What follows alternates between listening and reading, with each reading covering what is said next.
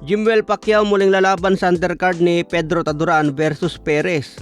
Main event si Pedro Taduran at dedepensahan ng kanyang IBF minimum weight belt laban sa isang Meksikano. Special guest si Manny Pacquiao sa laban na ito ngayong April 3. Gaganapin ang laban na ito sa California. Matatandaan na napospon ang laban ni Jimwell sa undercard sana ni Elijah Pierce. Kaya ngayong April 3 matutuloy na po ang laban ni Jimwell. Sa iba pang balita, WBC is now officially ordered Lamon Roach versus William Cepeda for vacant WBC lightweight belt. Ito ang WBC na tinanggal kay Shakur Stevenson dahil hindi nagbayad ng sanctioning fee. Matapos tanggalin ang kanyang WBC belt sa lightweight, pinag-utos agad na paglabanan ni Cepeda versus Lamon Roach. Kaya abangan ang matinding laban na ito, wala pang petsa sa ngayon kung kailan ang laban. Pagkakataon na ni Cepeda na makuha ang belt sa lightweight. Pero hindi madaling kalaban itong si Lamon Roach. Pero sa estilo nilang dalawa, tingin ko may pag-asa naman si William Cepeda.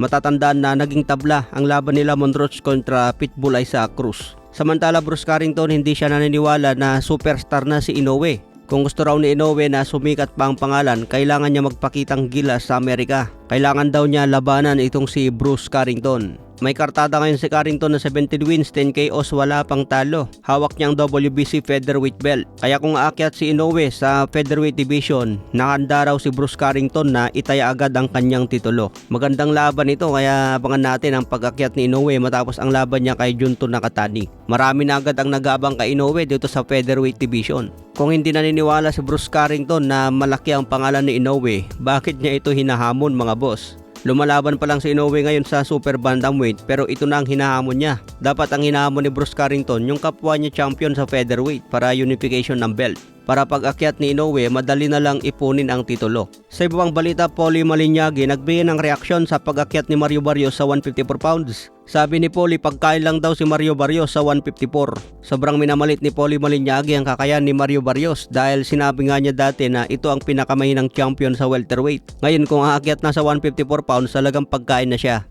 Walang tiwala itong si Paulie Malignaggi sa kakayahan ni Mario Barrios. Sa ibang balita, Floyd Mayweather babantayan ang kanyang sparring ng Nevada Athletic Commission. Oobserbahan ang kanyang kondisyon kung kaya pa rin niya lumaban dahil edad 49 na.